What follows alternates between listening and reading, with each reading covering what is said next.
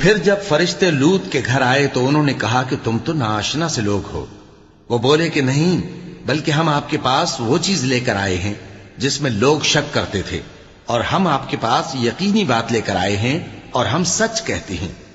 तो आप कुछ रात रहे से अपने घर वालों को ले निकलें और खुद उनके पीछे चलें, और आप में से कोई शख्स पीछे मुड़कर न देखे, और जहां आपको हुक्म हो वहां चले जाइए।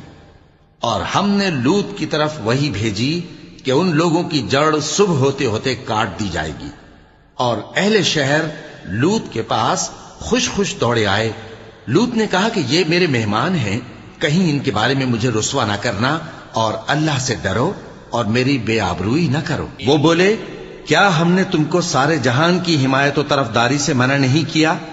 उन्होंने कहा कि अगर तुम्हें करना ही है तो ये मेरी कौम की लड़कियां हैं, इनसे शादी कर लो।